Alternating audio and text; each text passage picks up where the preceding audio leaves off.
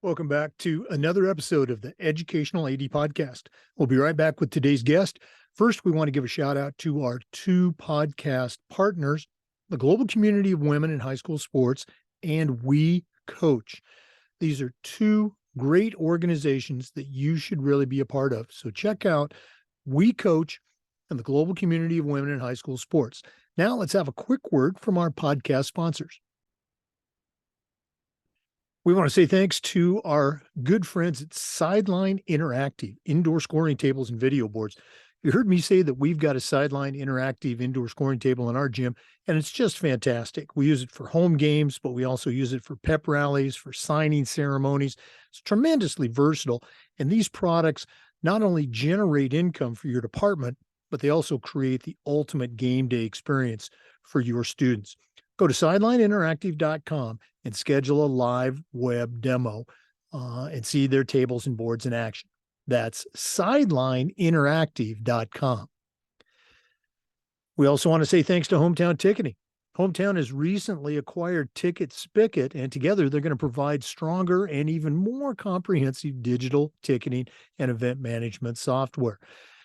Right now, if you go to hometownticketing.com, they're going to show you how to set up and sell your tickets online, scan your attendees, and collect revenue.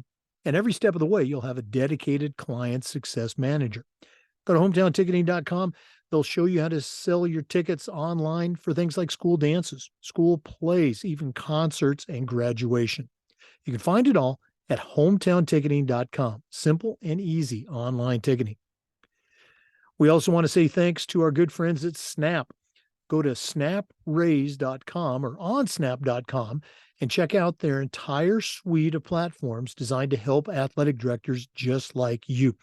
SnapRaise is their fundraising platform. We've used it with great success, and they've helped raise over $700 million. That's $700 million for schools just like yours. They even have an option where you can get your funding before you actually start your fundraiser. Does anybody else do that? Snap Connect is their secure multilingual family engagement platform. Snap Store allows you to order custom spirit gear for everybody in your program. You can find it all and more at snapraise.com. That's snapraise.com. We also want to say thanks to Vital Signs Wall of Fame. They've got a mission to bring your school's legacy to life. Go to vitalsignswalloffame.com and check out their touchscreen video consoles and their templates. They're going to help you recognize the athletic achievements of your students. If you're looking for a really cool way to recognize your Hall of Fame or to display your school's record boards for all your sports, go to vitalsignswalloffame.com. That's vitalsignswalloffame.com. We also want to say thank you to Gipper. Go to Gipper.com and see how athletic directors are creating world-class content for their school's social media channels. You can do it in seconds on any device, and you do not need any design experience. Go to Gipper.com, tell them you heard about it on the podcast. Use our code ADPOD10 and get 10% off. That's Gipper.com. Create custom branded content for your school's social media channel. We want to say thanks to Huddle. Go to huddle.com. Huddle is how the world sees sports. Over 200,000 teams use Huddle to help their athletes play better. At Huddle, you're going to find the tools to help your coaches, your athletes, and your teams play at their highest level. And Huddle is going to provide a complete professional grade solution to the challenges you face as an athletic director. At Huddle, we believe in sports and teams believe in Huddle. Join the 6 million users and find out how to turn your school into a Huddle school. We also want to say thank you to Final Forms, the industry leader in forms and registration, but they are so much more than that. Final Forms can help your stakeholders with reminders about policies, reminders about physicals, and all the forms that come when you have an athlete in the house. Final Forms can help your coaches with things like attendance and communication. And for an athletic director, Final Forms can help you with eligibility, with rosters, and all the reports that come across your desk. You know, it's time that you talk to a team that's walked in your shoes. To take the next steps, go to finalforms.com/Jake. That's finalforms.com/Jake to get started with Final Forms. And we want to say thanks to Athletic Surveys by LifeTrack. Athletic surveys are a quick, easy, and affordable way for you to collect comprehensive data. It allows you to evaluate and improve your entire athletic program. At my school, we use surveys for just about everything, for teachers, for coaches, for kids, and for parents. And the information that came back was almost always positive, and it'll be the same for you. But surveys also allow that squeaky wheel parent to vent a little bit. And sometimes they'll share a small issue that you can address and keep it from turning into a big issue because you didn't know about it, because you hadn't done a survey. Go to athleticsurveys.com or email them at info@athleticsurveys.com for more information. If you've never used a survey to take the pulse of your parents or your student athletes, you're really missing out. Talk to the folks at Athletic Surveys by LifeTrack and let them help you take your athletic program from good to great. Welcome back, everyone, to another episode of the Educational AD Podcast. We are going completely around the world today to Munich, Germany, and we're going to be visiting with Nadine Nurasyid.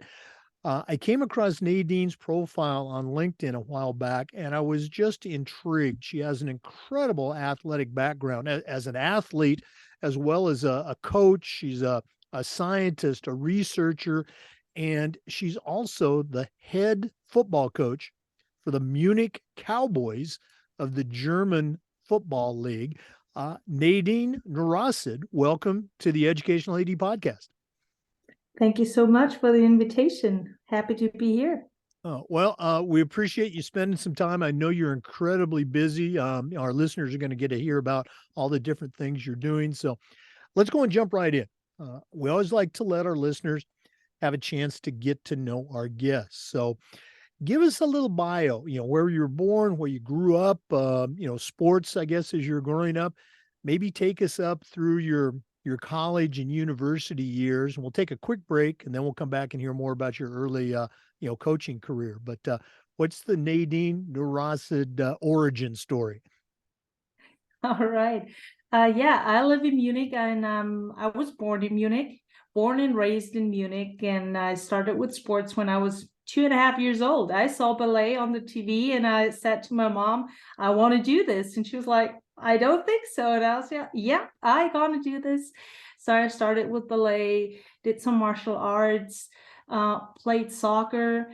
And then when I was 27 years old, I fell in love with American football, which is quite late. I thought I'm already retired, not an active athlete anymore. And then I was watching a game of the Munich Cowboys, and I got recruited as a football player. So this is how I started playing football in the age of 27. I mean, for Americans, this is unbelievable, right? This is super late, and I played football for a couple of years. In my third year, I played for the German national team, tackle football, and 2 years later, I played a tournament with the flag football team.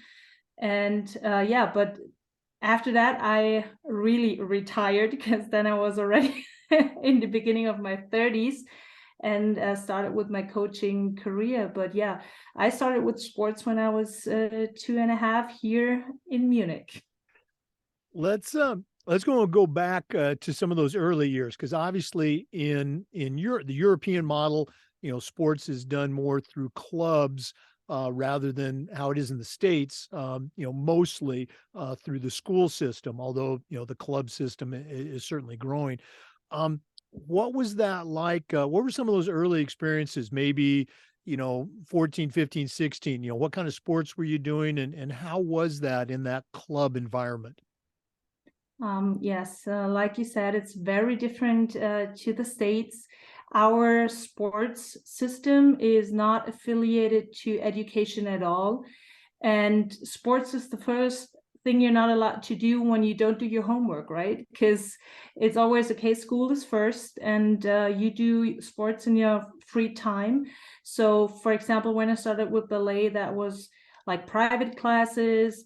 My parents paid for it, and I did that for many, many years. And I went also to a very famous ballet school here in Munich. And I practiced 6 times up to 7 times a week. I danced in the opera here in Bavaria, like a little kid with 14 years old. And I always thought I'm going to be a prima ballerina at some point. But it was a little bit too much for me with that much practice and school. So I decided to quit at that point.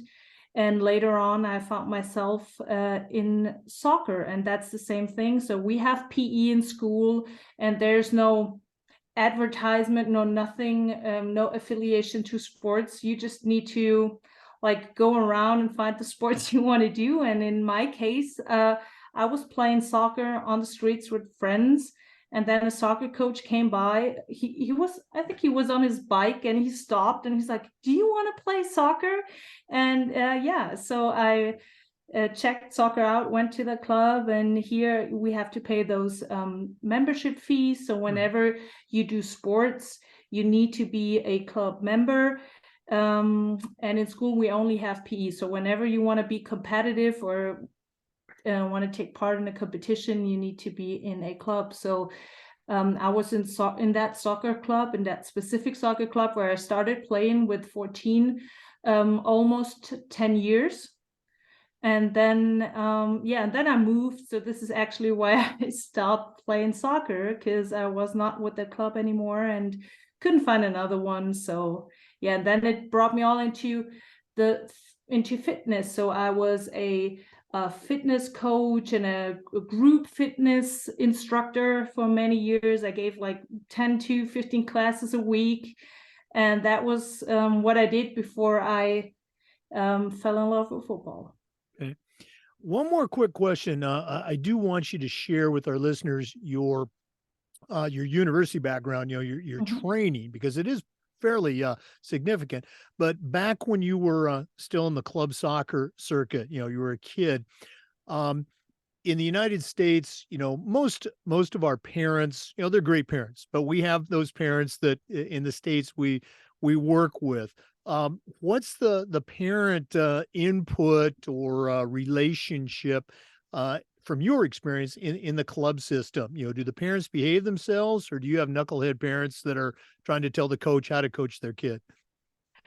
Oh, we have everything, I would say. So my parents, for example, they hated it to drive me to practices and games, and they weren't watching games because my mom, for example, she wasn't into soccer, so she was never on the sideline or watching any games. But for sure, we had those parents as well who thought they know better than the coach and were yelling and screaming out there on the sideline. Because everybody in Germany is a soccer coach, especially when there's the World Championship on TV. Everybody's a soccer coach. But I would say, yeah, we definitely have both. But it's not as bad, I would say, with the parents on the sideline. Yeah. Well, I know that we do have parents in the States that they think they're coaches, but we also have some that they know they are not. I appreciate what you said there in Germany. Everybody probably thinks they're a soccer coach. For our listeners, our guest today is Nadine Nurasyid, and among other things, she's the head football coach for the Munich Cowboys in the German Professional League. We're going to hear more about that in a minute, but we're going to take our first break. Please stay with us. This is the Educational AD Podcast. We want to say thanks to Sideline Interactive for their support of the podcast. Sideline Interactive's indoor scoring tables and video boards not only generate income for your department, but they also create the ultimate game day experience for your student athletes. We've got a Sideline Interactive score table in our gym, and it's just fantastic. We use it for games, of course, but we also use it for pep rallies, for signing ceremonies. It's tremendously versatile, and the customer service is just outstanding. Go to sidelineinteractive.com and check out their products. You can also schedule a live web demo. That's sidelineinteractive.com. We also want to say thanks to Hometown Ticketing, the leading digital ticketing provider to schools and colleges. Go to hometownticketing.com. They're going to show you how to set up and sell your tickets online. They'll show you how to scan the attendees that come to your games and collect your revenue. And every step of the way, you'll have a dedicated client success manager that's providing hands on support. That's every step of the way. Go to hometownticketing.com. They'll also show you how to sell tickets for things like school dances, your school plays and concerts, even graduation. That's hometownticketing.com. Simple and easy online ticketing. Welcome back, everyone, to the Educational AD Podcast. Our guest is Nadine Nurasyid. She's the head football coach for the Munich Cowboys in the German Professional Football League. Nadine, share, if you can, your college and university years and your training, fairly extensive academic and then practical working background in, we'll just say training for now, but tell us how that all played out. Yeah, I would love to. So after school, I never thought I'd gonna be a coach one day. So I did an apprenticeship as a biology laboratory technician, actually. And after that, I went to university and studied biology and chemistry to become a teacher one day. So this is how I started off my college career. And I have a Bachelor of Education. And when I was in my last year of my master's, I fell in love with football. That was at that time. And I always wanted to be a sports scientist. So here in Germany, we do not have fees, so education is free. And then I decided to become a sports scientist, and I graduated in exercise science and in health sciences. So I'm having 2 master's degrees in sports science pretty much. And at that time, I started with American football, and I did internships as a strength and conditioning coach. And yeah, this is how it all started. That was a big change in my life, from the dream to become a teacher one day into sports. And this is how it all started. Yeah. And after graduating, I got my first job at the university, actually, as a lecturer. And I was pretty much a higher education teacher and a research assistant. And I was doing lectures for undergraduates in sports science. And at that time, I started with coaching. And here, most of our coaches are pro bono coaches. So they are volunteers. Only the head coaches or maybe the coordinators are paid. And this is how I started with coaching, because I wasn't in Munich anymore at that time. My first job was in another town. So I just walked up to that head coach of that football team. They were in the 3rd league by that time, and said, "Hey, I'm a sports scientist and I'm a football player. Do you need any help?" And yeah, so that was 2016, and I was a position coach, but and I thought I want to be a walk-on coach. But I mean, here in Germany, we do not have too many football coaches. So I found myself already in the role of the linebacker coach of that men's team in the 3rd league. And that was the beginning of my coaching, career, so to say. Yeah, I definitely want to get into that. Take us back. You mentioned it earlier. Take us back to the how you became a football player, in the women's program. Again, we're talking about tackle football. So take us through that story. Yeah, my boyfriend played American football, and he played for the Munich Cowboys. So I was watching his games, and by that time I had no idea what American football is, didn't understand the rules. And I remember when we first got together, they told me he made an interception. I was like, what is that? I don't know. I couldn't even figure out if offense or defense is on the field. So by that time, he was playing already a couple of years, and I was watching that Munich Cowboys game, and the Munich Cowboys ladies. So the female players, they sell a magazine at the entrance, and they recruited me. They were like, okay, you look like an athlete. Do you want to play football? I was like, okay, I think I'm way too old for that. But I went to one of those open practices. And yeah, I became a wide receiver and tight end. And my boyfriend wasn't too happy about that because he said, do not end up on offense. You are a defense player. Yeah. And then, yeah, played for a couple of years with the Munich Cowboys ladies in the first league. Yeah. Wow. So again, not growing up with a sport. Okay. What were some of the things that I know I'm putting you on the spot here? What were some things that you're out there and it just felt completely natural that you said, I got this? And maybe what was something that surprised you that took you a while to master? Anything come to mind? You mean as an athlete or as a Yeah, player as a myself? player. Yeah, as a player. Yeah. Yeah, I never played a sports before that has play by play and not that flow, like being in a Right. flow and like constantly being in the game and those breaks. And that was really confusing to me in the beginning. And all the terminology, the lingo, that was kind of different, kind of tough for me in the beginning because that was much to learn at first. And yeah, but it felt natural, like the physicality. I felt like my athleticism, it just felt right. I was able to, or I was one of the fastest on the team. I was very physical. I was always a little bit too physical in soccer, and now I felt home. And so yeah, being on defense and tackling and chasing people, that felt just so natural. Wow, that is so cool. Okay.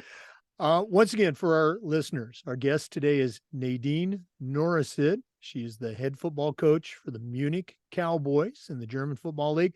We're going to take another break, but when we come back, we're going to dive into her coaching background. Please stay with us. This is the Educational AD Podcast. We want to thank our good friends at Snap Mobile for their support of the podcast. Go to snapraise.com and check out their entire suite of platforms that are designed to help you as an athletic director or coach help your program grow. Snap Raise is their fundraising platform. We've used it at our school with great success, and they've helped schools just like yours raise over $700 million. They even have a program where you can get your money before you actually start your fundraiser. Does anybody else do that? Snap Store allows you to order custom spirit gear for everybody in your program. Snap Connect is their multilingual family engagement platform, and they've got so much more. You can find it at snapraise.com. That's snapraise.com. We also want to say thanks to Wall of Fame by Vital Signs. You know, they are on a mission to bring your school's legacy to life. If you're looking for a really cool way to display your school's record boards for all your teams, for all the events, or a good way to recognize your Hall of Fame, go to vitalsignswalloffame.com and check out their touchscreen interactive consoles, along with their templates that are going to help you recognize the athletic achievements of your students, both past and present. Go to vitalsignswalloffame.com, talk to one of their professionals about getting one of their consoles in your school. That's vitalsignswalloffame.com. Welcome back, everyone, to the Educational AD Podcast. Our guest is Nadine Nurasyid, the head football coach for the Munich Cowboys in the German Professional Football League. Nadine, you kind of took us through a little bit of your background. You know, growing up, you played tackle football, and then you also spent some time as a position coach. How did that all develop into your present position? Kind of take us through that pathway. Okay. Yeah, so back in 2016, that was my first year as a position coach. And by that time, I was a lecturer at the university and was working with undergraduates in sport science, and I was a research assistant. And I was in another town by that time. So 2017, I was still a position coach. I just switched from the linebacker to the DB position. And at that time, I did my C license as a coach. So here in Germany, we have licenses in our system. So C, B, and then A. A would be the highest. So I did my C license in American football. And the person who was in charge for that education and those coaches workshops, he asked me if I want to be one of his lecturers for the sports science part, not the football specific part, but for the teaching and the coaching part, how to coach, stuff like that. So in my second year as a coach, I was already doing lectures for other coaches. And yeah, in 2018, I was asked to be the defensive coordinator for the Starving Spiders. By that time, they were playing in the GFL 2, so in the second highest league. That was quite early for me, and definitely a cold water, but we ended up third in the second league by that time, and that was a very successful year for us. And then I moved back to Munich, and I started my doctorate at the Technical University of Munich, and I did a project about repetitive head impacts at headers in female soccer players. And that was pretty much my research project. And I started to be the DB coach for the Munich Cowboys in the first league. And I knew the former head coach, so head coach Garen Hawley. I knew him from 2014.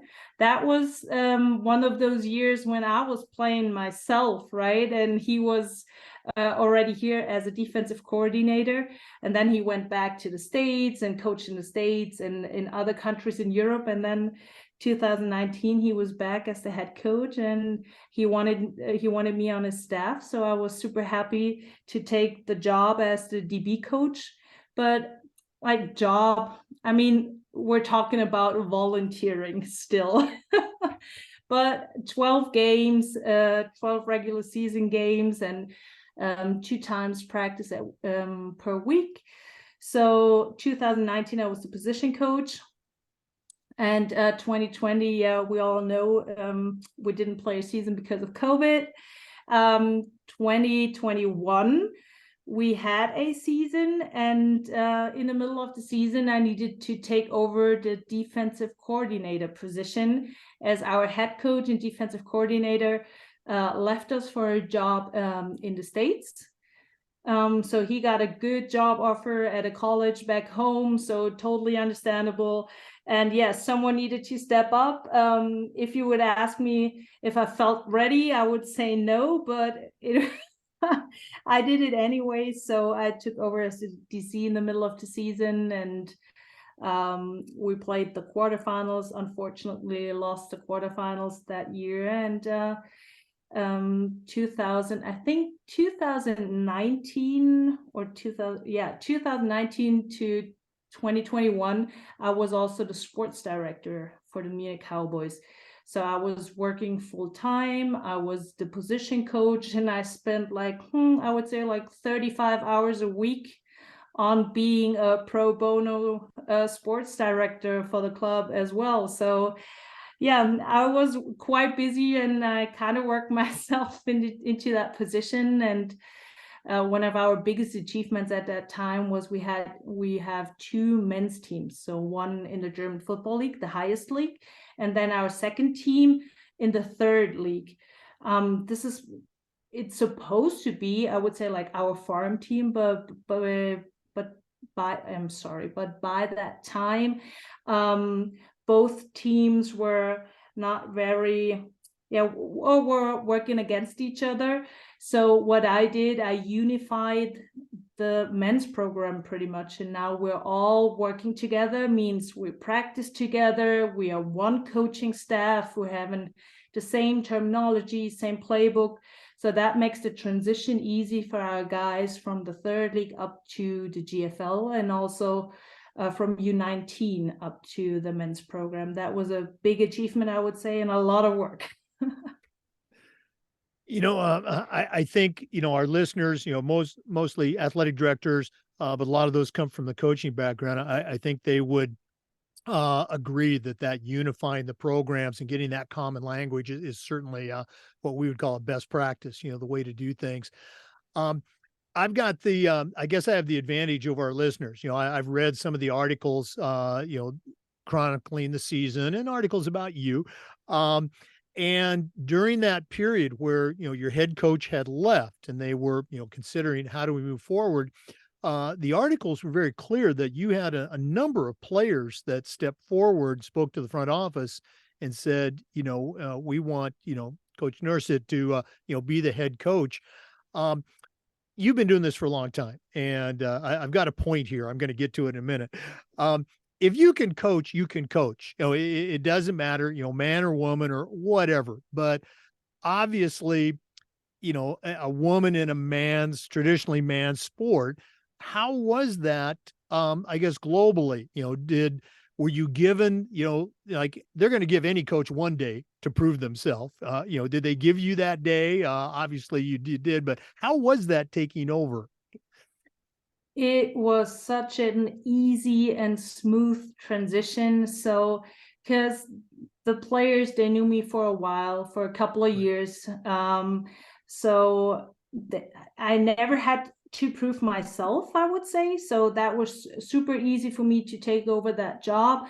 But I think it wasn't easy for the board because, I wasn't too experienced. And I was the first female head coach, and maybe also the first female coach in German Football League. I don't know, but definitely the first female head coach. And I think that was also not an easy decision for our board to make. But as you said, the players were talking to the board, and they kind of had my back. So I was in a very, very fortunate position where I didn't need to prove myself, and the players wanted me as a head coach. And I think that is the best situation you can have as a coach. And therefore it was quite easy. The only thing is, people outside of our football bubble or football community, they were all super excited or surprised. But within our community, I was well known, I would say. So that was a very natural transition. Right. And again, you had already proven yourself on a number of different levels. It wasn't like, well, who's this person, again, man or woman that they don't know. So very cool. And again, it's a great story. Anytime you see a program have success, it's great. We're going to take a quick break, and then we're going to come back and hear some more. Again, for our listeners, our guest is Nadine Nurasyid. She's the head football coach for the Munich Cowboys, and that's in the German Professional League. So please stay with us. This is the Educational AD Podcast. We want to say thanks to Gipper for their support of the podcast. Go to Gipper.com and see how athletic directors and coaches are creating world-class marketing content for their school's social media channels. You can do it in seconds on any device, and you don't need any design experience. It's so easy, even I can do it. Go to Gipper.com. Tell them you heard about it on the podcast and use our code ADPOD10 and you'll get 10% off. That's Gipper.com. Create custom branded content for your team's social media channel. We also want to thank Huddle for their support. Go to Huddle.com. Huddle is how the world sees sports. Check out the 200,000 teams that use Huddle to help their athletes perform better. As a football coach, I used Huddle for years, but when I became an athletic director, I made sure that our school was a Huddle school. And our coaches just loved the smart cameras, the mobile apps. Of course, they love the analytics, but there's so much more. Huddle's got the tools to help your teams, your coaches, and your athletes play better. And they're going to provide a professional grade solution for the challenges that you face. Go to Huddle.com and join the 6 million users worldwide and turn your program into a huddle program. That's huddle.com. Welcome back, everyone, to the Educational AD Podcast. Nadine, one of the questions that we always ask our guests has to do with the mentors that they've had in their life. None of us get to where we're at on our own. The expression that I like to use is, I still hear those voices in my head. Do you still have voices that you hear from some of your mentors? Oh yeah, definitely.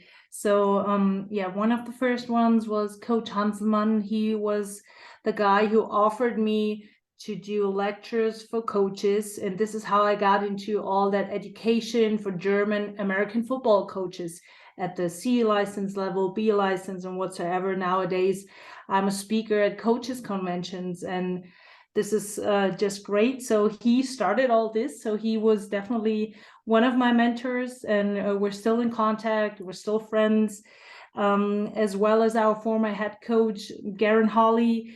He is a friend, and I organized the Munich Cowboys Coaches Talk series, is how I called it. So we invited coaches for coaches talks, and he did a talk on special teams, and now he's back in the States, but he was the one giving me the chance in the German Football League, and he was the one telling the board that it makes totally sense to be the DC after he left, right? So he was definitely a mentor for me. But the biggest support I always got from my boyfriend and partner, I always say, he gave me the confidence I needed, because I wasn't too confident. Maybe I seemed to be confident, but I was never confident, and I doubted myself many times. And he was the one, I always call it, like, he pushed me through open doors, because the doors opened up, but I was never like kind of brave enough to walk through. So he was the one pushing me through open doors. So I'm very thankful for him. And I also found a good friend in Coach Kramer with Fifth Quarter Coaching. He gave me the opportunity to meet up with coaches in the States, and watch some Alabama practices, and meet coaches at the University of West Alabama, and just open up some doors for me as well. And I'm very grateful and thankful for having him in my life as well. Yeah. Oh gosh! Again, I'd love to hear the mentor stories. We're gonna have to get you down here to Florida. We'll introduce you to some Florida football coaches. Okay. Another thing that we like to do with the podcast is this idea of sharing best practices. Now, you certainly had success in a number of different areas, academia, with your research and your concussion project, as a trainer, and certainly as a head coach and leader. What are some best practices that you follow, or maybe you've seen, that you can share with our listeners that they might be able to incorporate into their career, their system? Yeah, it's all about finding your why. And I learned that quite late in my life, and I'm still working on it, but I kind of learned it. And also one of my mentors, like Coach Kramer, helped me with that a lot. I just re-signed with the Munich Cowboys, and I had a long talk with him and a long conversation, and he was like having my back and helping me and asking the right questions about the why. And he was the one, like, who told me, don't jump through all those hoops. Like, what do you want to do? What is your why? And does it fit your why? And that is a very, very important question. Does it fit your why, or why are you going to do it? And that helped me along my way, because I always had that why, even though many people doubted me. My parents were like, why do you do that? Why do you spend so many hours on football? You will never get a job in football. Why do you do that? So yeah, finding your why and just stick to it. And this is why I love value-based coaching, and I had some values, and I ask my coaches about those values. So I found 4 values that were very important for us in the year 2022. And I asked my coaches, like, how do you define that? And so we together found those values, and we together defined those values for us as the Munich Cowboys, because we always were saying, this is the Cowboys way, but no one knew what the Cowboys way really is. And I think we were able to define the Cowboys way, at least for us. And that was very important, because everybody stick to those values. You know, again, the why is something you hear a lot about.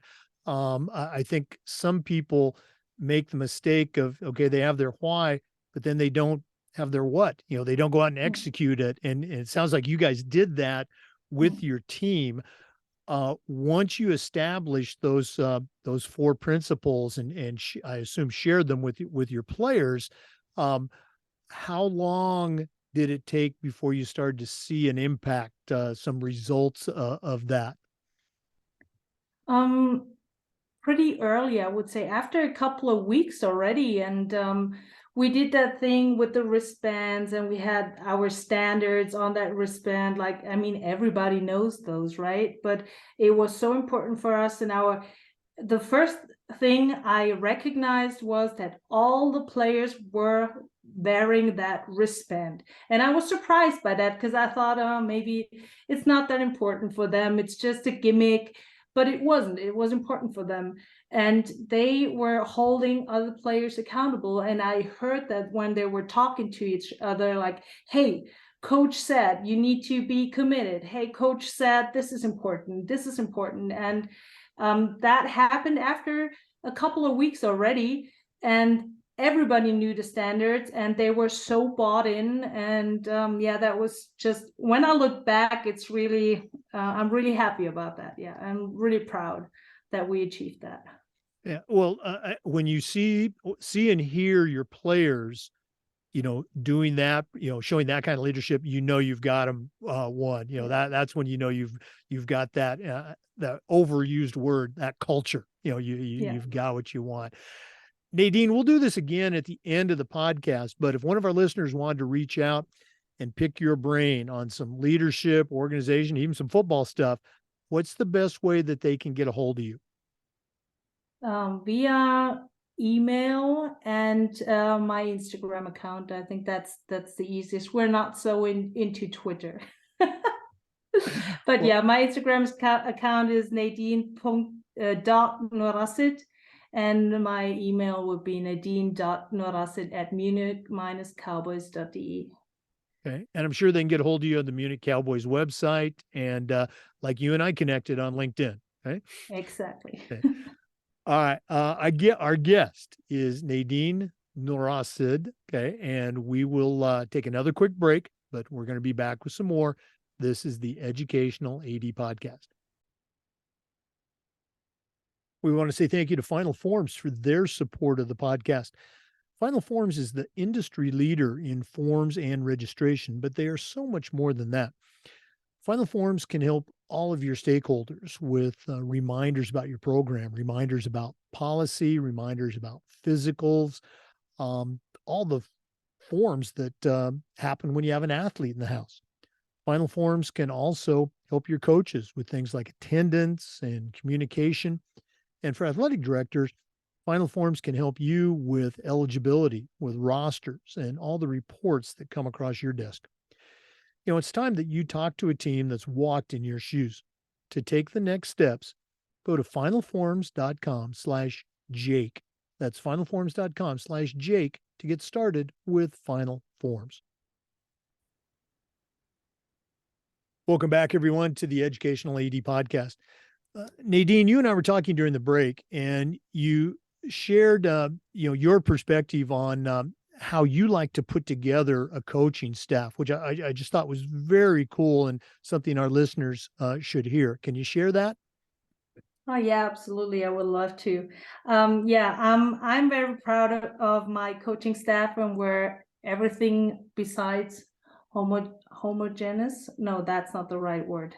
Is that the right word? I'm not Yeah. sure if I pronounced it correctly, but we have very different cultures, different genders in our coaching staff, and that makes us really creative, I think.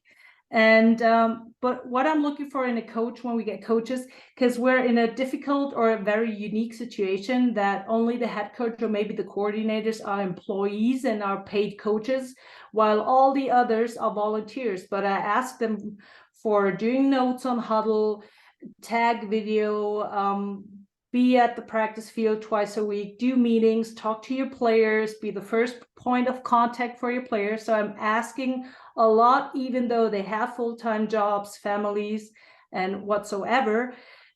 So what I really love and what I'm looking for in coaches is that they are motivated and very proactive, because the worst thing for me would be if I need to kind of push and force my coaches to do anything. And we have coaches in Germany who are not as proactive as the coaches on my staff are, for example. And we have pretty much no ego on our staff.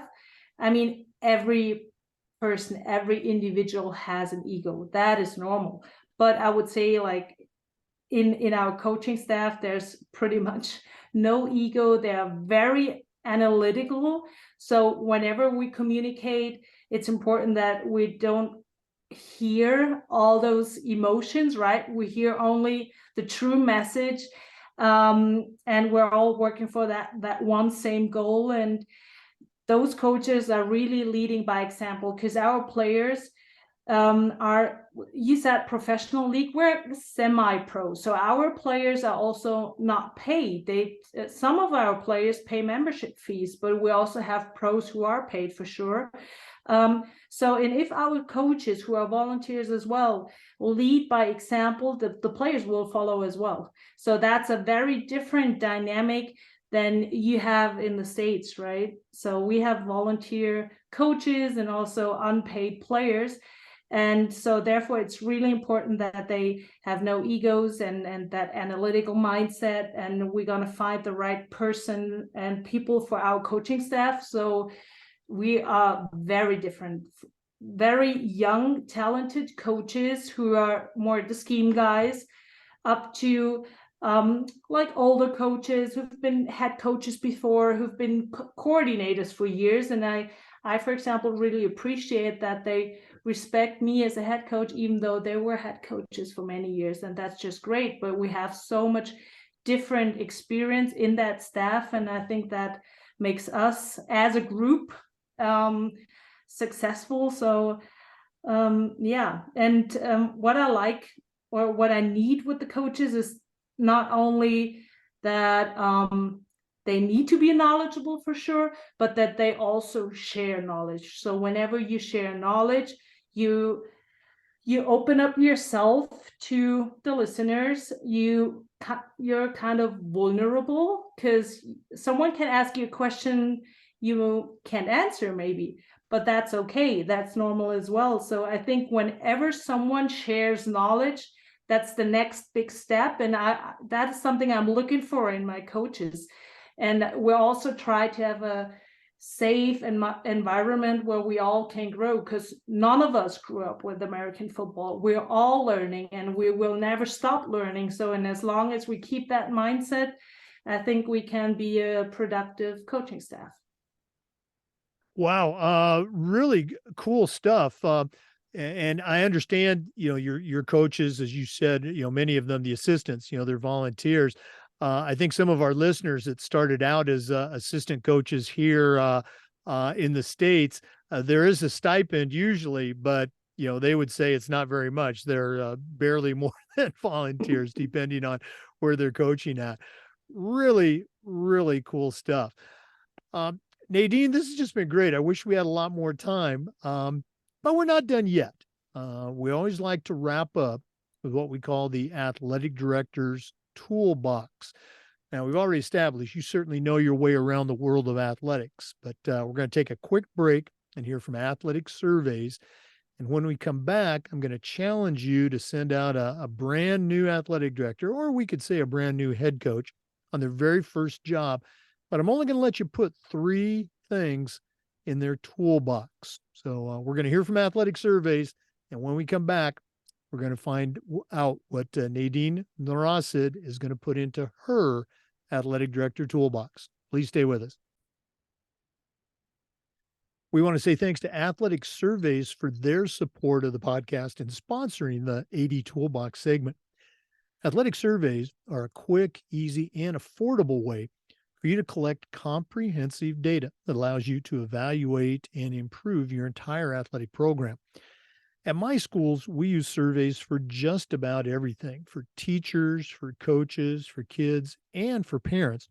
And the information that came back was almost always positive, and it'll be the same for you. But surveys also allow that squeaky wheel parent to vent a little bit.